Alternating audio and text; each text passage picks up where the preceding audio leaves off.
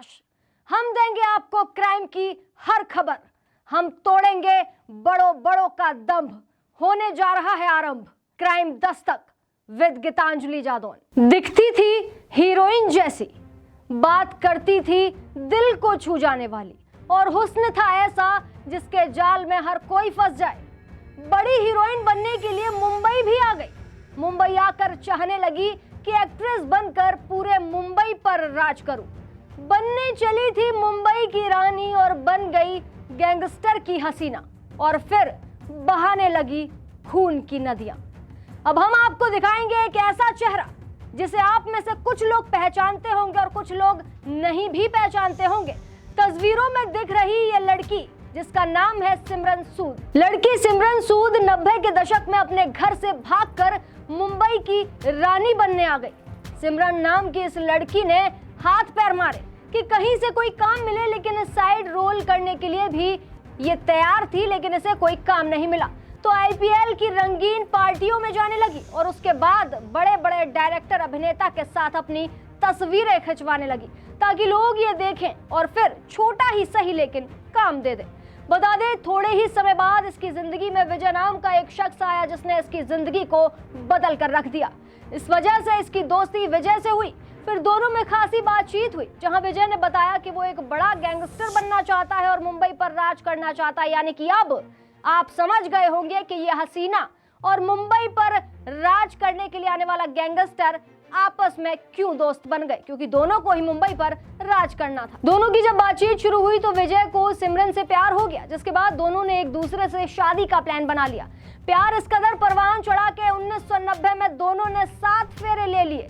लेकिन ये ट्विस्ट की बात है कि विजय के 2 बच्चे पहले भी थे और वो पहले से शादीशुदा था। बावजूद इसके उसने सिमरन से शादी की। सिमरन को इस बात का पता ही नहीं था कि विजय शादीशुदा है। बता दें, दोनों ने एक दूसरे को अपनी चाहतों के बारे में बताया कि मुझे गैंगस्टर बनना है और मुझे एक्ट्रेस बनना है।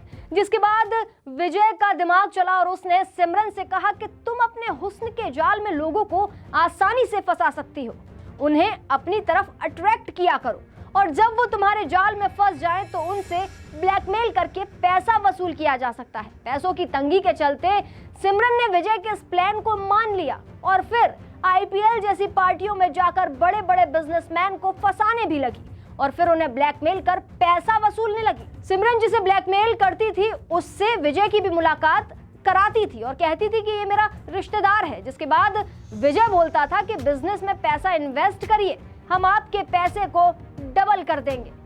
जहां दोनों मिलकर बिजनेसमैन के अश्लील फोटो खींचते थे और फिर उन्हें हनी ट्रैप में फंसा लेते थे कि या तो पैसा दो या फिर हम तुम्हारी वीडियो वायरल कर देंगे।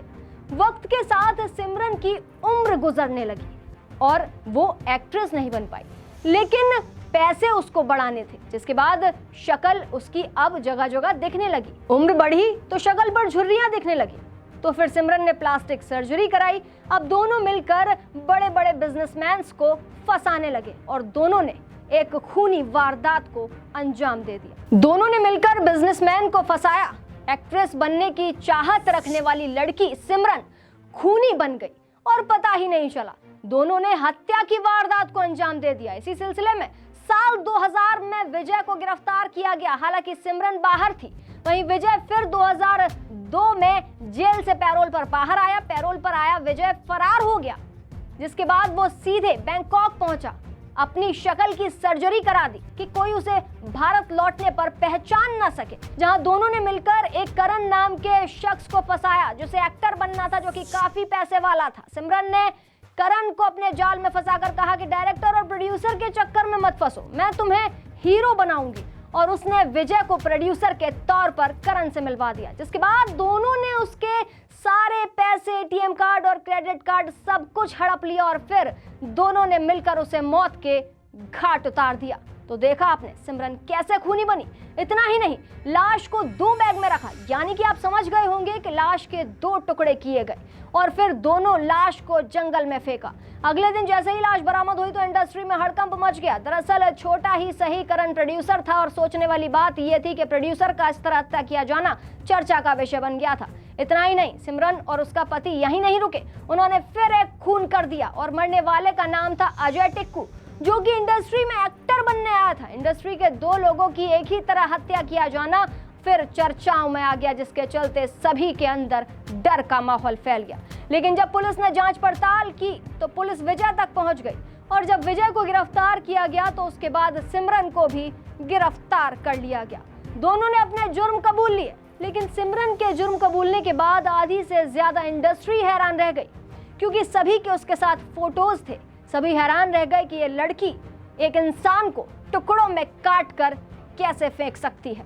बहरहाल हसीना की कहानी का अंत हुआ, जहां हसीना और उसका आशिक दोनों ही जेल में अपने गुनाहों की सजा काट रहे हैं। ऐसी और अनोखी कहानियों से जुड़े रहने के लिए देखते रहें क्राइम दस्तक।